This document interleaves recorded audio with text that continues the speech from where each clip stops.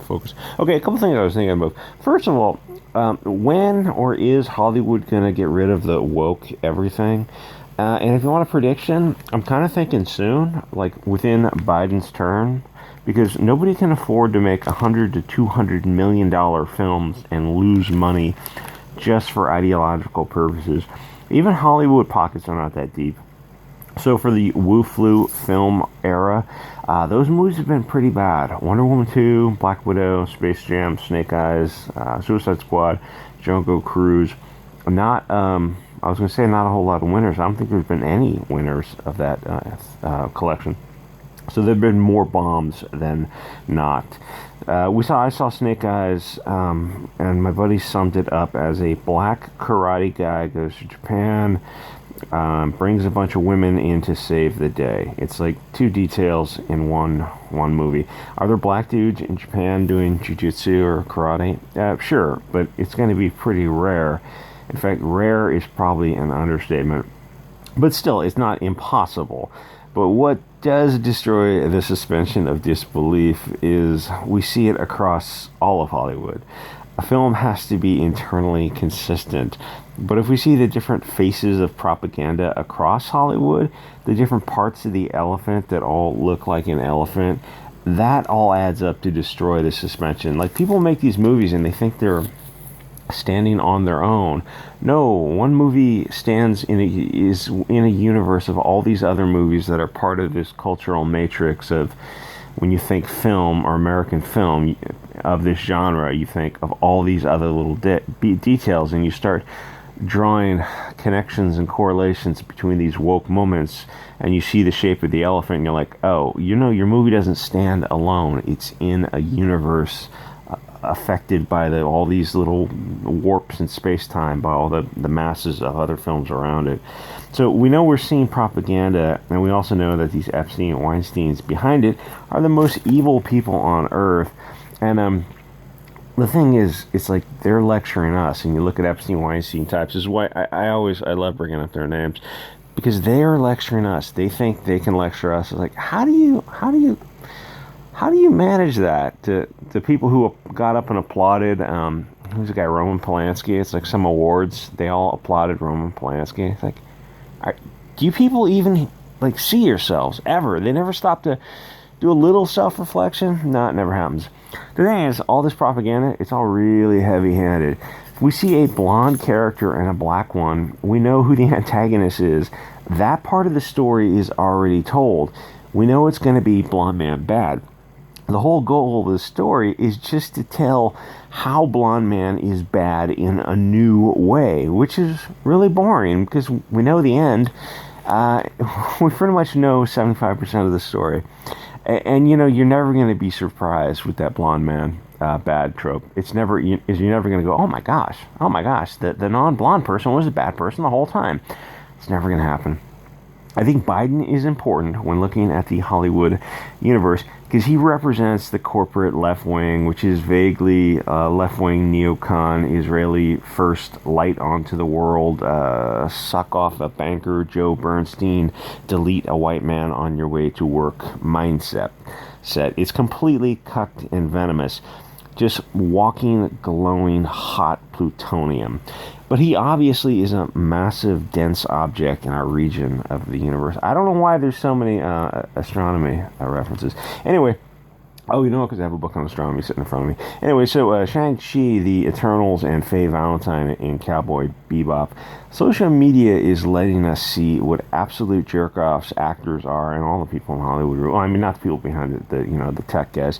The Chinese guy in Shang-Chi, he's nuts to make some harebrained comment where he didn't even understand the situation, but he decided just to charge in blindly. Oh, and he's going to change history by making a movie? You're a shitty actor in a shitty movie in a tired genre. Sure, you're breaking that glass ceiling, bamboo ceiling in your movie? That's insane. Just get over yourself. You're not that important. And to be fair, the movie bombing isn't his or anyone's fault. The Puppet Masters released another variant of the Wu Flu. So nobody is going to go sit next to the next Typhoid Mary for for 2 hours in a movie theater, even if you had your injections. And some people are losing confidence in them, the media, and the government, because everything is just so fake and lighthearted and frivolous. And well, like I was going to say is, what happens if someone's in a theater and they start coughing? It's just like everyone in the theater. I don't know what would happen to that. I would not want to be in that situation, because I'm not going to be in a theater. Oh, and some Hollywood folks are also refusing the inoculations because they fear what an untested substance would do to their body. What are the long-term side effects? Because, of course, there are no studies done, because time hasn't passed. You can't hurry up physics.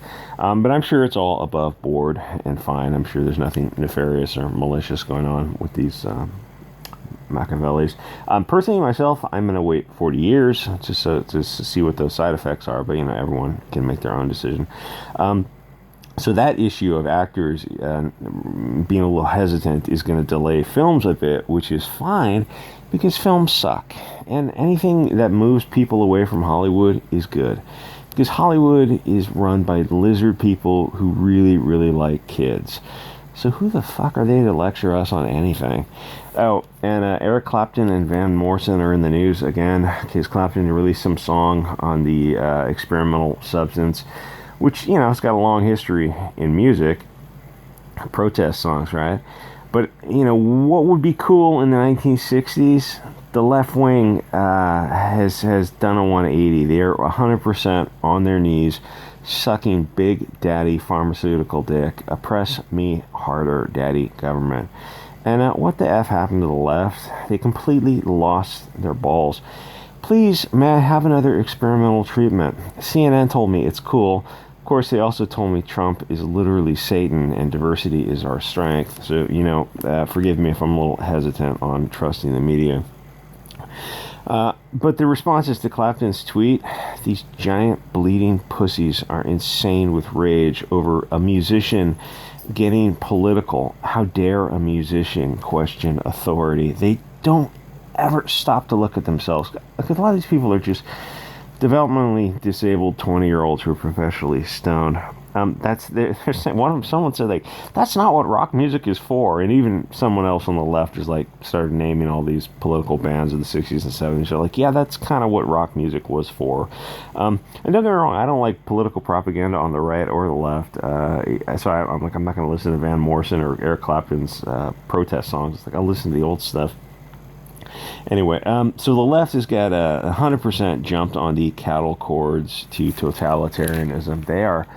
They are so eager to be oppressed. I don't know what the fuck happened to the left. They lost their fucking minds. Oh, so Snake Eyes, nobody cares about that. And Shanghai, nobody cares. Kind of a small audience. Especially now that I think about it, in current environment. So the Eternals, nobody cares about that. Why would anyone care when they changed all the characters out for breastless trans lesbian women of color? Why do these globalist ticks and leeches hate breasts so much? Probably because the kids they bang on Epstein's Island don't have any. Yeah, and I'm saying they're kitty diddlers who, after legal due process, need to be fed to hungry piranhas. Hopefully, testicles first, though I don't think Maria Abramovic, and who's the other lady who's in jail? Giselle Maxwell. I don't think they have testicles. So I don't know what part you'd feed to the piranhas first. Anyway, so I went back a few months ago and I reread The Eternals, which is good, and borrows a lot from earlier religious concepts. The art has a certain busy look to it that was a classic of that era. It's hard to explain by an idiot like me, but if you look at the Millennium Falcon, all that crap on the surface texture, that is the busy look I'm talking about. It looks cool, but it also looks like it's a bitch to draw all that stuff, because you got to draw it consistently each and every time you're drawing one of those, that background texture. It's well, you can't get a turbofan misplaced because some geek is going to notice. Anyway, the funniest thing is spaceships have these, things that look suspiciously like turbofans, which are made for moving atmospheric gases rapidly. It's well, That doesn't quite make sense, but whatever. And why these spaceships bank and yaw and what's the other one? You get the idea. It's like that's not whatever. Anyway, so they take Kirby and they just completely fuck his story in the ass because nothing matters in their temple of woke. Just make dog shit propaganda. Then when it bombs, blame the audience for refusing the Room 101 brainwashing. I saw 1984 last night. It's on YouTube. The 60s version. I guess they made a few versions of that. I sincerely doubt they can make 1984 or They Live in current year. And if they did make it, it would just be garbage. It would just be blonde man bad propaganda. 1984 is an interesting read, which can be found online. Anyway, so people, they knew the names of these characters and these beloved. Well, beloved's a bit strong to talk about comic books. That is a bit strong to talk about comic books. Nostalgic serotonin. I guess that's similar to beloved. Beloved's not quite. They know the names because the original content was good and some of it was even great. But then you just F the original content to fit your BS propaganda and you completely ruined it. Or at the very least, you just made it something mundane from something that touched on greatness. SJWs can't create, they only destroy. Anyway, like, comment, subscribe, join the channel, and I will see you guys all next. Sometimes I'm going to release premieres to see how that works, but they can't all go on YouTube, so I put them on BitChute. Anyway, see you guys all next episode.